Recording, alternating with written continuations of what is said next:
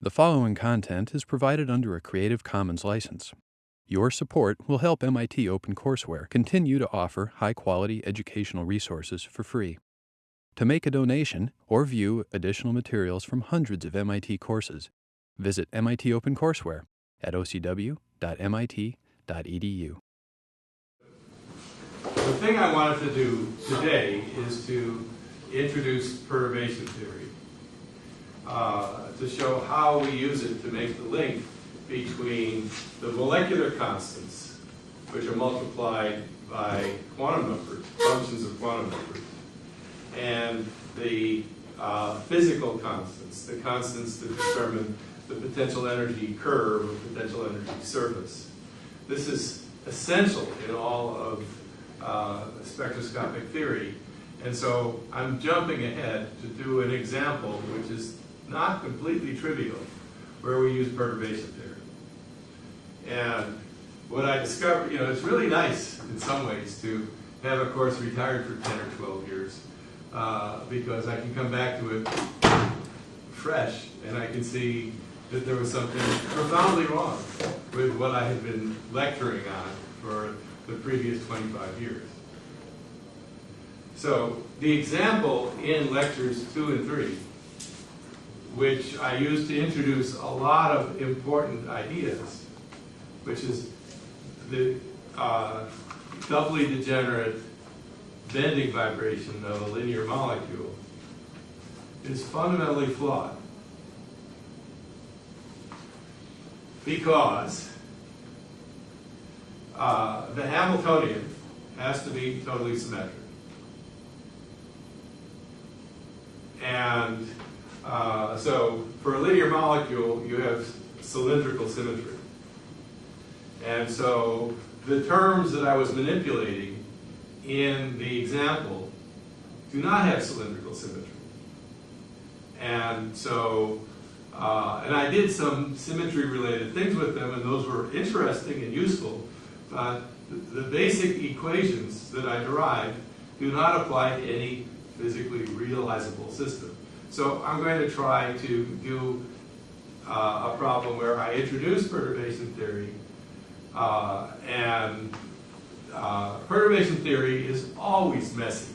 And what you do is when you apply perturbation theory to a problem, you get horrible equations, horrible derivations, and then you compress them and they become beautiful and elegant after you've found all your algebraic mistakes and stuff like that. So let us just deal with a diatomic molecule rather than a linear triatomic molecule. And we'll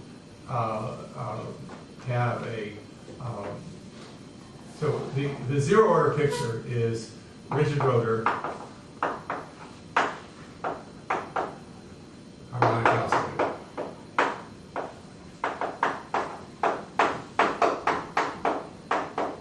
And this is all, when you see this, you see, well, that's ridiculous. Because if the molecule is vibrating, it can't be a rigid rotor. But that's our zero order picture. This is the way we think about diatomic molecules. And then we're going to introduce corrections for non-rigidity. And at the same time, anharmonicity.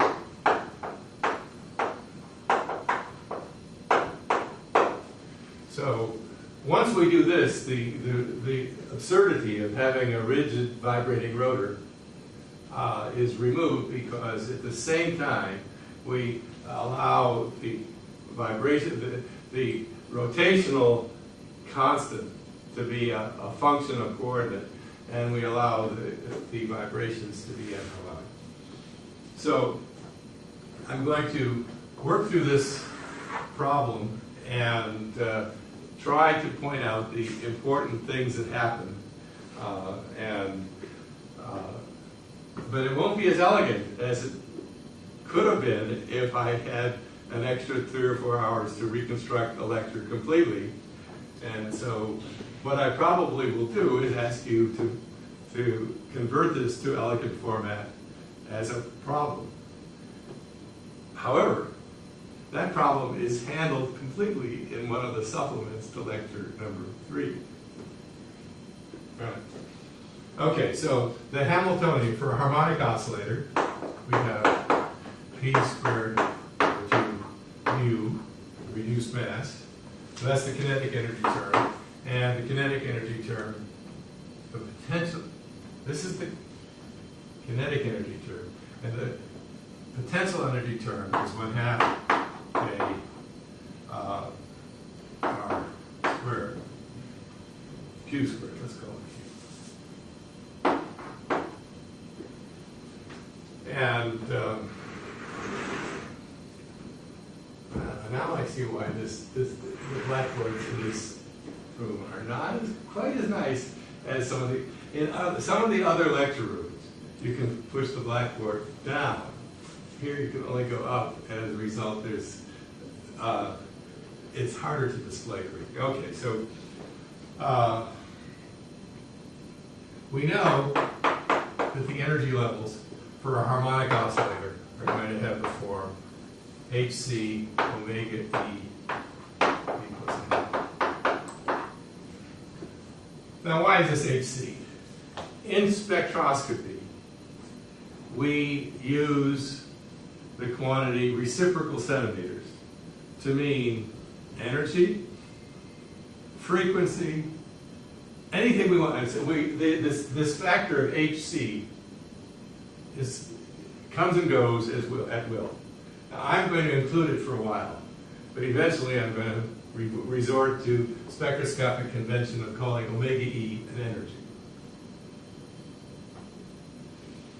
Okay, so the vibrational energy levels are, you know this, you've done the harmonic oscillator many times. You know that the energy levels for a harmonic oscillator, which has this Hamiltonian, are this. And the vibrational frequencies are 2 pi c k over mu.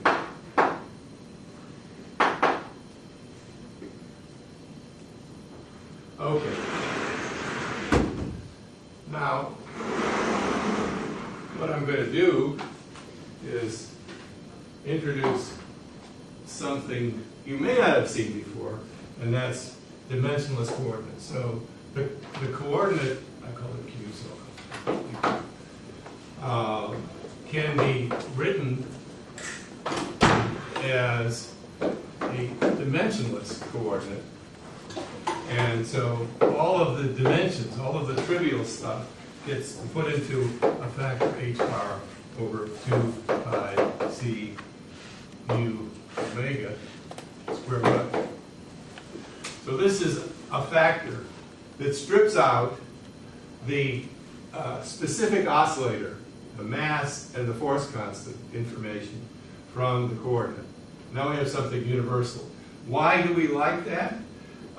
Because we're going to be replacing Q and P by A dagger and A, creation and annihilation operators, which make the algebra a lot simpler and leads to, it allows you to see the universal behavior of a problem much more transparently. So we have Q, we've made it dimensionless Q with a hat. We have P, there's a similar factor to make P dimensionless.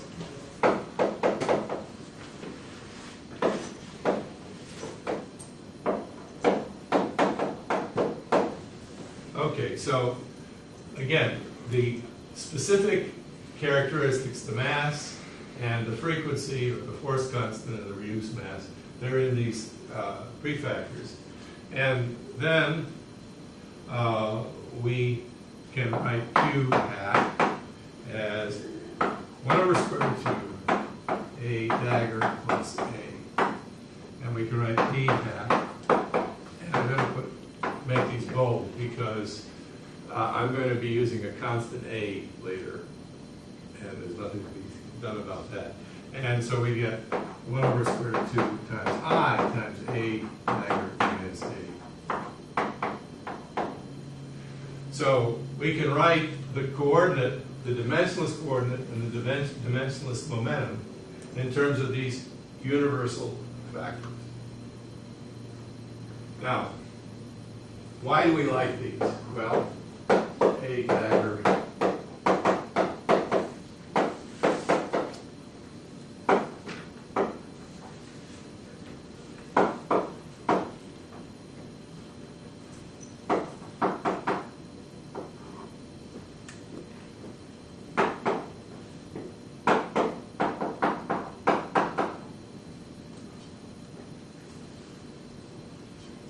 Okay, if we have any non-zero, the only non-zero matrix elements of A dagger and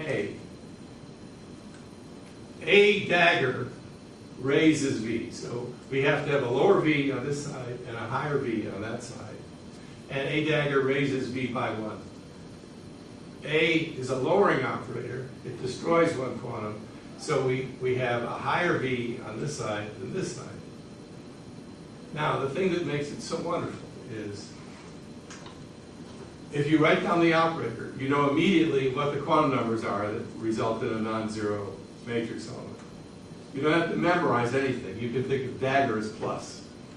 And then you know exactly what's going to happen. And so if you have a combination of several A daggers and several A's, you just subtract the number of A's from A daggers, and that's the selection rule. There's one non-zero matrix element for any combination of A's and A daggers. And whenever A dagger or A operates between two states where the matrix element you know to be zero from just the algebra, how many, this has got one A dagger and no A's, and so V has to increase. This is one A and no A daggers, V has to decrease by 1. So you know that these are the non-zero guys. Then you just look at this and you say, oh, let's take the larger V, the larger vibrational quantum number, and take the square root of it. That's the value of the matrix element. So this may seem like, well, why not just evaluate matrix elements of Q and P? Because Q has two non-zero matrix elements, delta V of 1 and delta V of minus 1. P has delta V of 1 and delta V of minus 1. If we have functions of Q and P, we end up getting a proliferation of non-zero matrix elements and cross terms. Whereas if we're doing an algebra with A's and A daggers, we can always sort things out. And so you can always say, oh, well, here is the only non-zero matrix element of this collection of A's and A daggers.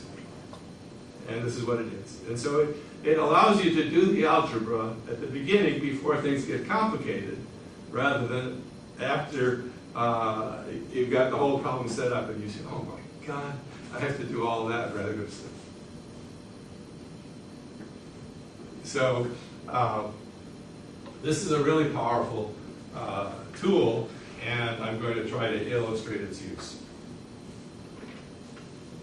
Okay, so now let's talk about perturbation theory, because this tool is really born for the use in perturbation theory. So in perturbation theory, now I'm not going to derive the equations of perturbation theory, I'm going to just remind you of the derivation. In perturbation theory, we say we have a Hamiltonian, and we divide it up into a zero-order term. And this is not just algebra. This is insight. Because what we call a zero-order term is the thing that we're going to use as our magic decoder. It is the thing that provides us with a picture of what the molecule is doing. And everything else is just correcting for what we left out. And sometimes we choose a picture which is physical, which is almost the truth. And sometimes we choose a picture which is computationally convenient. And it may not be the truth, but it enables us to do all the algebra. But usually the H0 is the picture we're using to describe what the system is doing. And then we add, to be correct, a correction term, and maybe another correction term. Now this lambda is an algebraic device. Some people call it a smallness parameter, but it's really just a way of enforcing a separation of equations into things that we can manipulate. It's a way of saying, how do we enforce these perturbations? Now, we do the same thing for the wave function. We have the zero-order wave function, the first-order correction to the wave function, and the second-order correction to the wave function, etc. And we have the energy.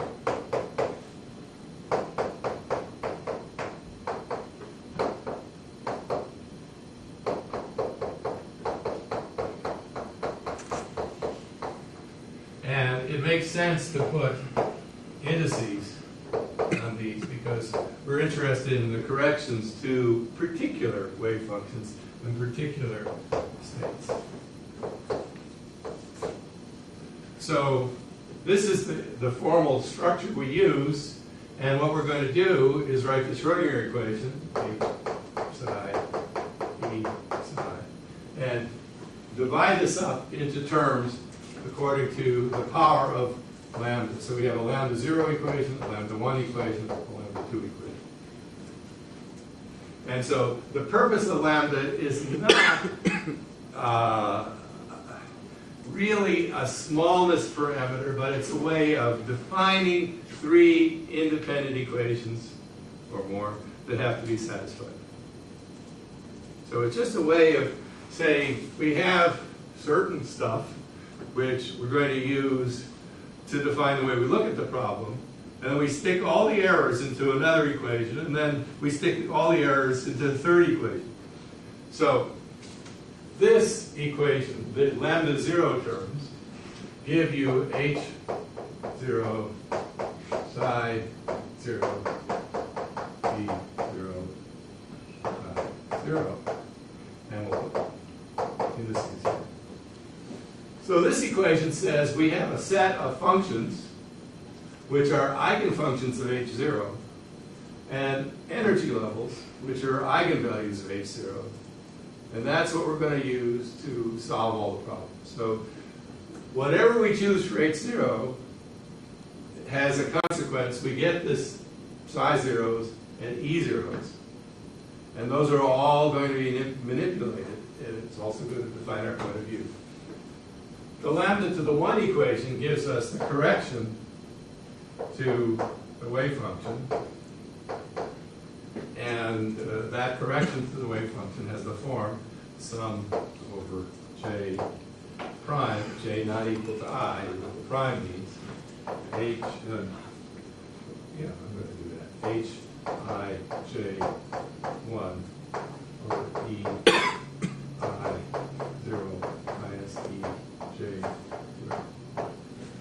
Okay, so the correction to the wave function is expressed in terms of the difference between zero-order energies, which we know, because we did this.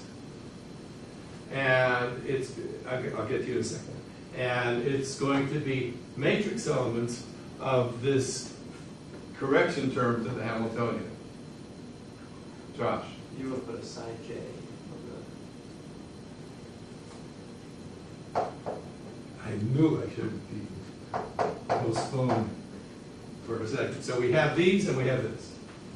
0. And we have defined an H1 term, and we have certain integrals of that we have to calculate. So that's the first time we have to do some work. But usually we choose H0 so that these integrals are trivial.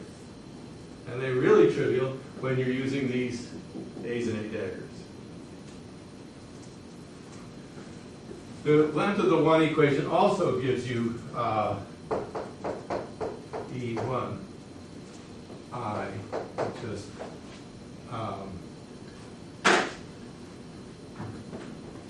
H1 II. So we get the first order corrections to the energies from the diagonal elements of the first perturbation term, and we get the corrections to the waveforms. I'm right up here because the lambda squared term, among other things, gives us the second correction to the energy, which is H1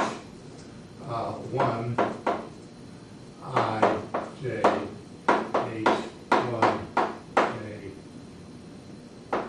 I E I 0 S E J 0 sum I over J. Okay, so the correction to the energy is a bunch of off-diagonal matrix elements of the correction term squared over an energy denominator. So we know this. We have to do some work here. We can also say that it's plus H2. Okay, so we just go through and we do all this stuff. We haven't solved the problem yet, but we have the machinery now. Okay, now an important point. For most problems, we say we have H0 and everything else. You notice that the first time we see H2 is here, and it doesn't change anything by saying all of the terms that are not in H0 are in H prime, or H1, and so forget about this. And for almost all problems in diatomic molecules, one says all of the perturbations are in one term. For most problems in polyatomic vibrations, it makes sense to keep track of the orders. And so they don't do this. Many of the same techniques are used, but and for years I thought, why do people who do vibrations in polyatomics keep these extra terms? It just makes their algebra more complicated. But it turns out it doesn't. It's really important. But for our problems, we will stop the perturbation expansion of the Hamiltonian to one term, which contains everything that we didn't include in here. Okay, and that's a subtle thing that you encounter when you actually do this on real problems. Okay, so we know how to write everything, and now let's start to use this to solve a real problem. So for a diatomic molecule that can rotate and vibrate, we have potential energy, we have kinetic energy, and we have rotation.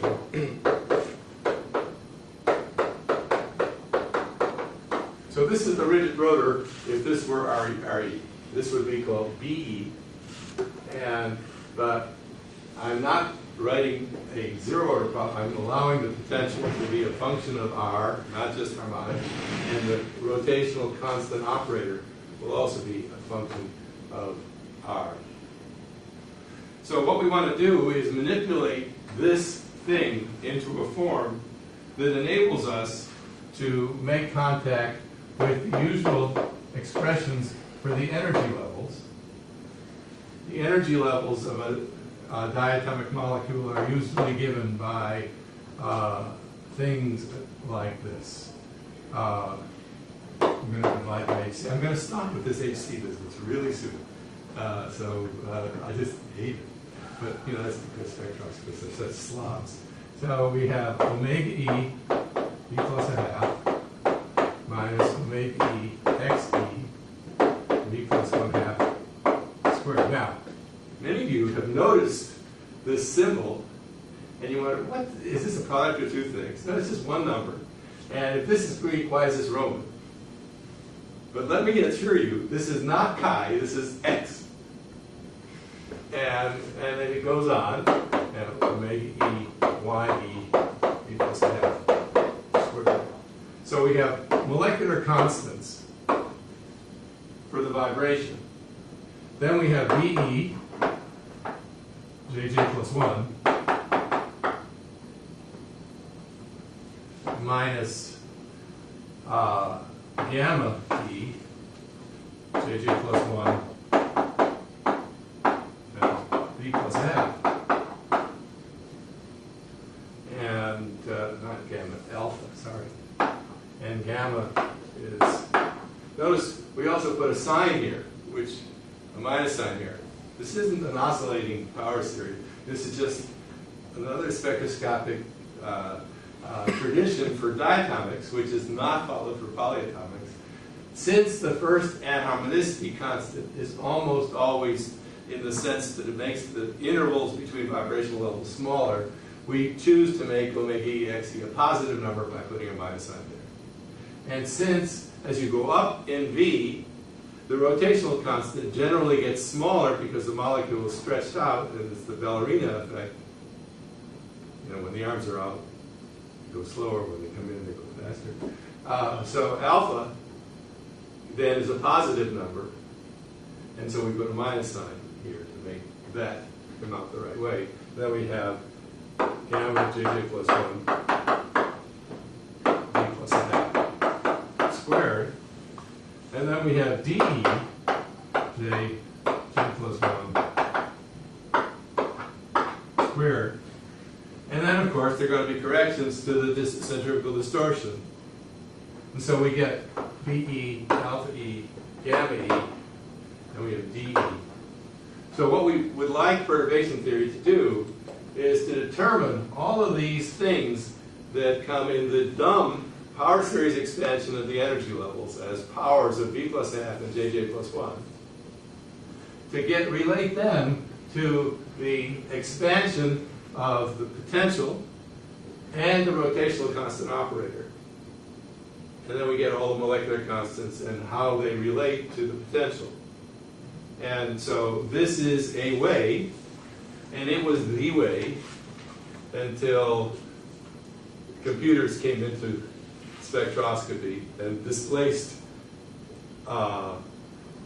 maniacal algebra.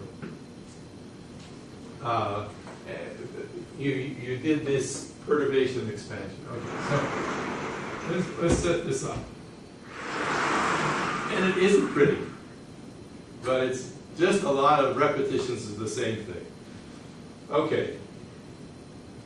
So, first of all, we like Q, not R, and we're going to define Q as R minus RE. So at equilibrium, Q is 0. Okay, and so then we write V of Q as 1/2 K Q squared plus 1/6 A Q cubed plus 1/24 B cubed. That's just the power series of Q.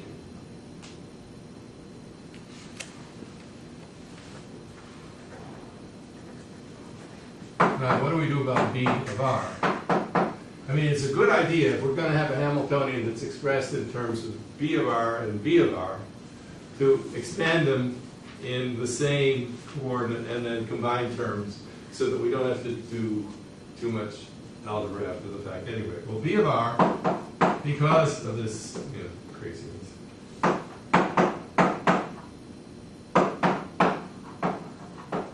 that's B of R. This is the spectroscopic constant factor. This comes because we have B of R multiplying the operator J squared.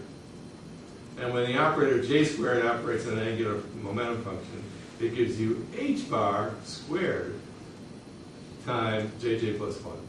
And so that H bar comes from that. And then this 2 mu R squared is just the angular momentum. It's just analogous to P squared over 2 mu for the linear momentum. This is the angular momentum.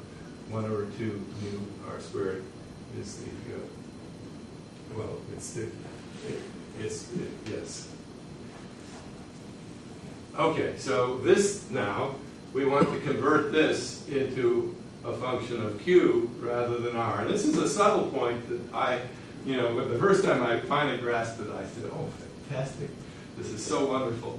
Okay, so again, R is R minus RE, so R minus RE, or, R is R minus RE plus RE, which is Q plus RE.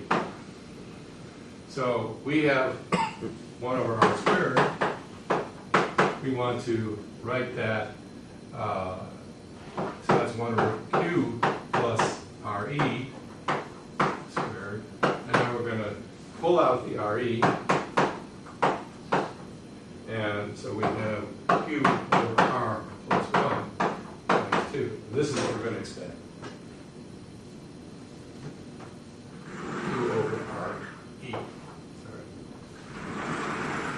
So we do that, and we get 1 over RE squared times 1 minus 2 Q over RE plus 3 Q over RE squared.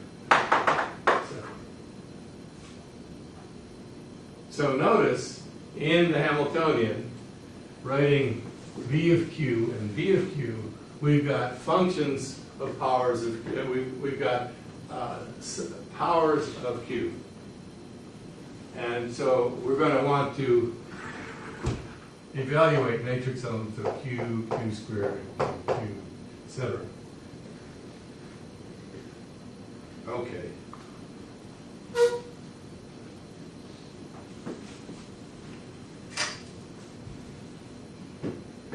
So let's start with H0.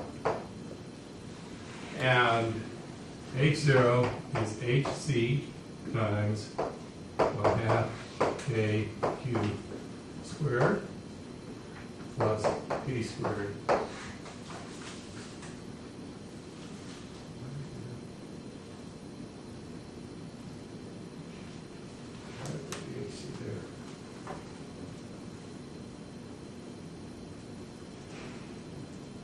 Let's not put the AC there and see what happens.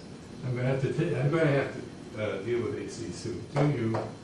Oh, I see. All right. Plus HCVE. JJ plus 1.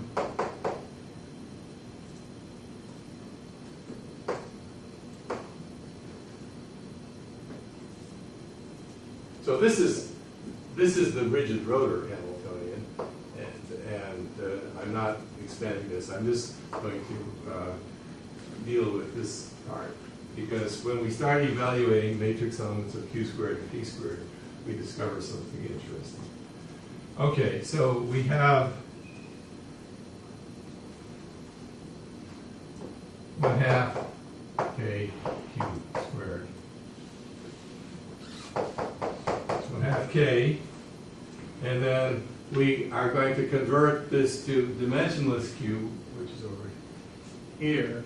So we're going to get an H bar over 2 pi C mu omega E, and it's Q squared, so we're just going to get H bar HC 2 pi C mu omega E Q hat squared. And when you do all the algebra, you end up with just 1/2 H bar omega Q hat squared. So you see you have this K, this is basically square root of K over mu. We multiply by mu. We're left with square root of mu here.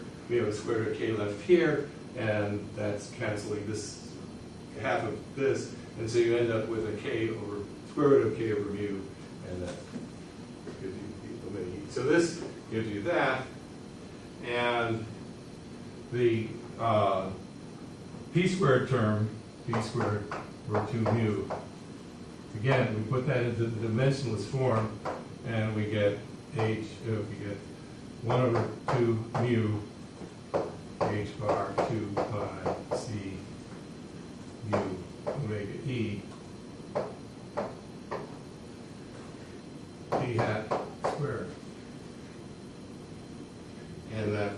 simplifies down to 1/2 h bar omega e b hat squared. So these two terms have been simplified to the same prefactor times q reduced squared and p dimensionless squared. Okay, so now we pay our price of admission manipulating the q hats and the p hats in terms of a's at the beginning rather than later because it leads to simplification. So q hat squared is 1/2 a dagger plus a quantity squared. And anybody would know that that's 1/2 times a dagger squared plus a squared. And now we have to be careful because this is quantum mechanics. A dagger, a plus a dagger. And so to simplify these terms, one needs to know about commutation rules, or one just needs to just think about this for a second. So we have a dagger, a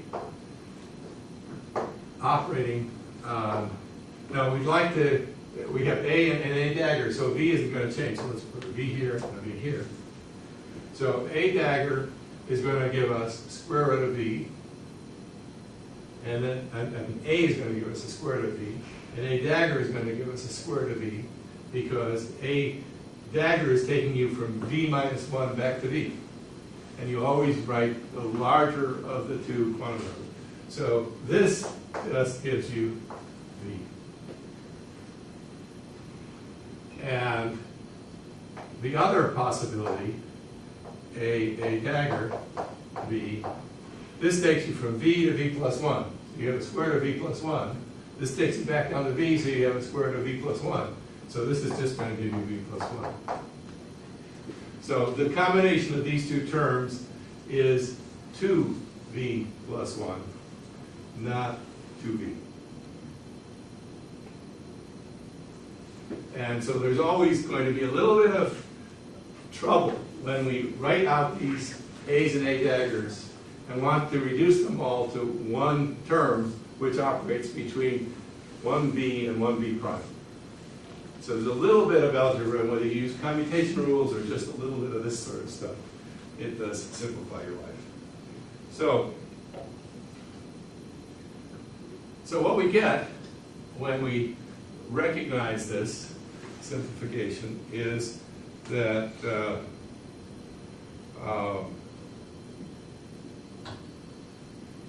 now remember, this was all done in the very compressed time between 11 o'clock last night and now, so I have to do a little editing on the fly.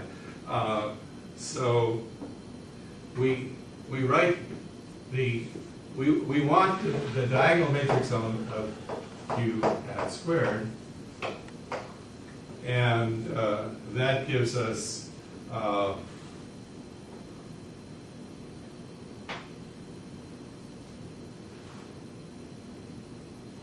I just told you we get this and that, so we're going to get 2v plus 1.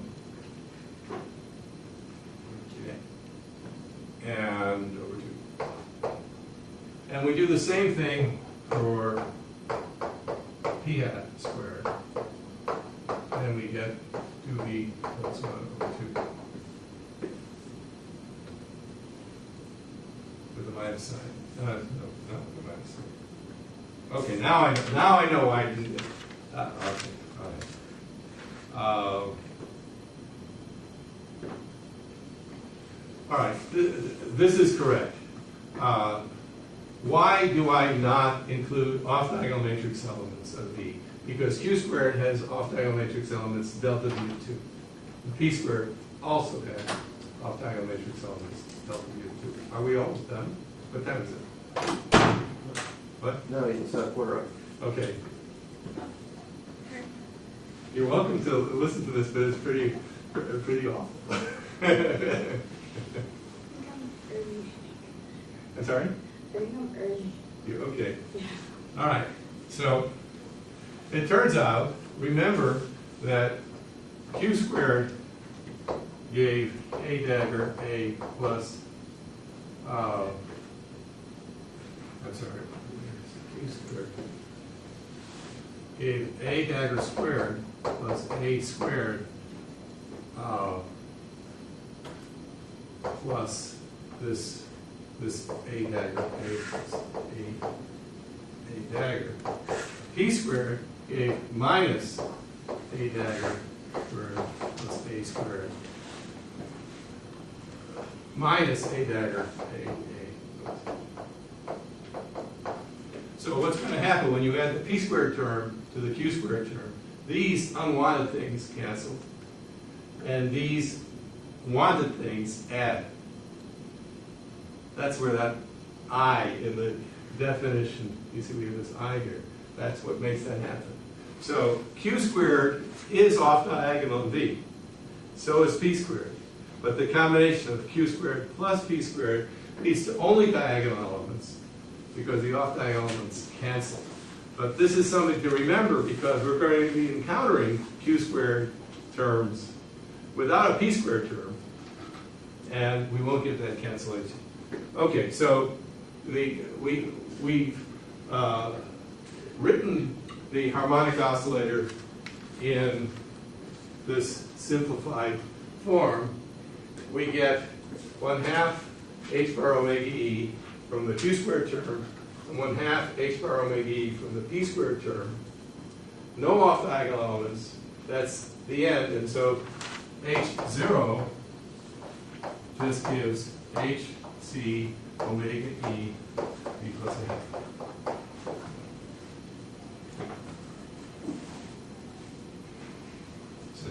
So we evaluated H0, we've used the A's and A daggers. Now we get to the more complicated situation.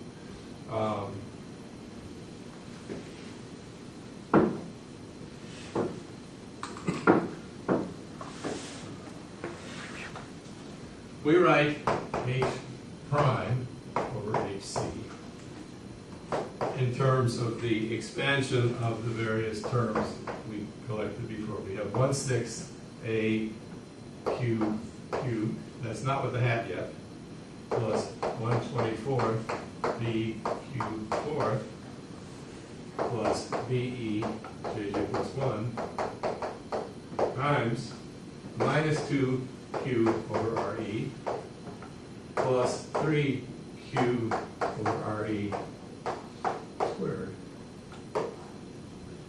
So we're going to need to evaluate matrix elements of Q cubed, Q fourth, Q, and Q squared. Well, we've already done that. This is easy. These are a little bit more complicated. But it's useful, especially since we don't have that much time, to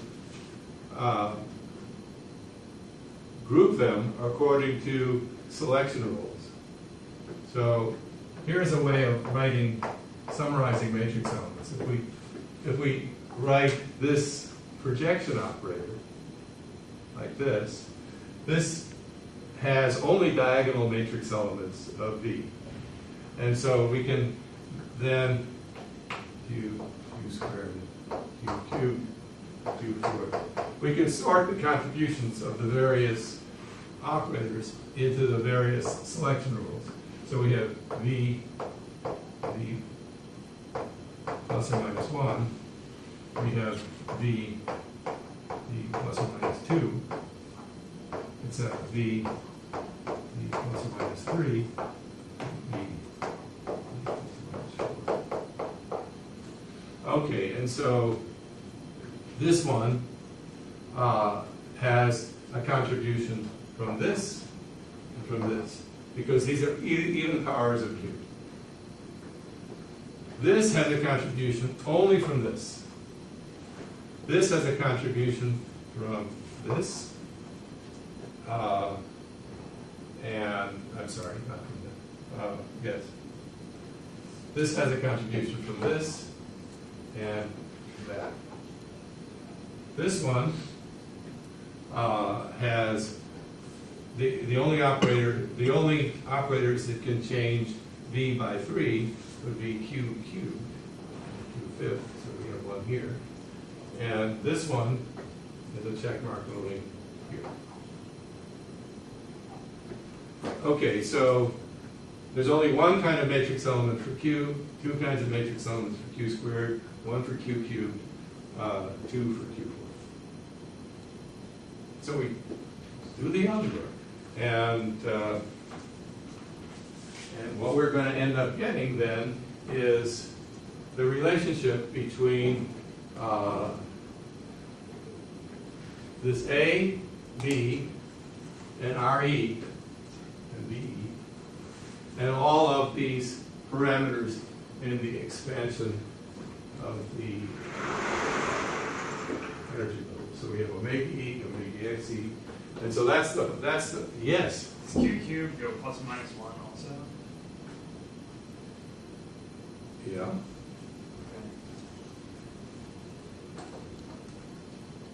Good for you.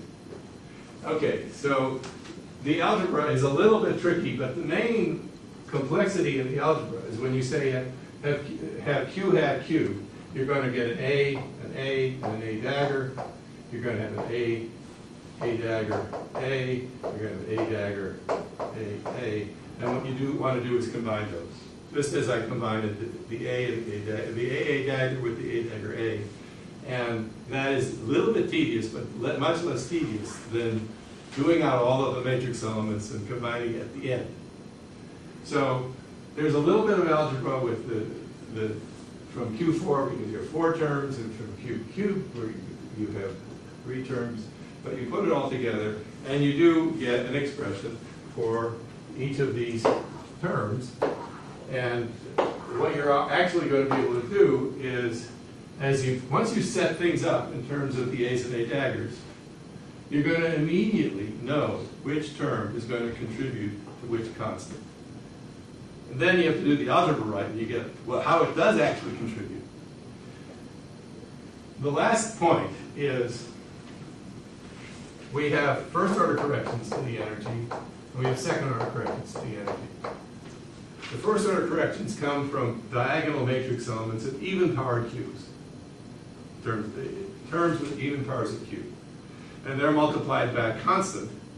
And because that matrix element isn't squared, that constant has a physical consequence.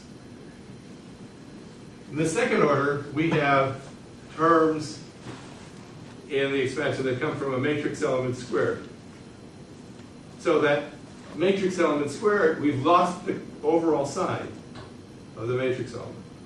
But the beautiful thing, which most people don't appreciate, is in that square there are cross terms between the atomicity and the rotational non-rigidity. And those cross terms, even though we've squared the overall thing, they convey the sign of the atomicity terms. So there, in H1 you get signs. In H2 you've lost most of them, but through cross terms between 2 expansions, you sometimes get some signs. And that's something that most people don't appreciate. So what I would like you to do is to take this algebra, carry it as far as you can, and determine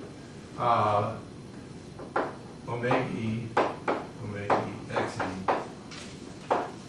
alpha E, dE, and I'll put a little twiddle on the omega E, because you might, when you do the algebra, get something in addition to the square root of k over mu. You might get something left over in the perturbation expansion. So these are the important terms. The first correction to the rotational constant, the centrifugal absorption constant, first correction to the vibrational constant. And there's more, but the algebra, the higher up you go, the worse the algebra is. And so I would like you to work on this problem. There is a handout, a supplement to lecture 3, which I think does this problem. So the best thing is to do it without looking at that. But if you just want to see how it's done, check your algebra against that handout, and that's it. Okay, so I'll see you on Monday, and I'm going to be doing a version of lecture number 3, but it can't be what's in lecture number 3 because that's just carrying the problem for the linear molecule doubly degenerate vibration to further into craziness because of my neglect of the symmetry. Now, what I might do on Monday is to actually do this correctly in terms of doubly degenerate, cylindrically symmetric basis functions. Thank you.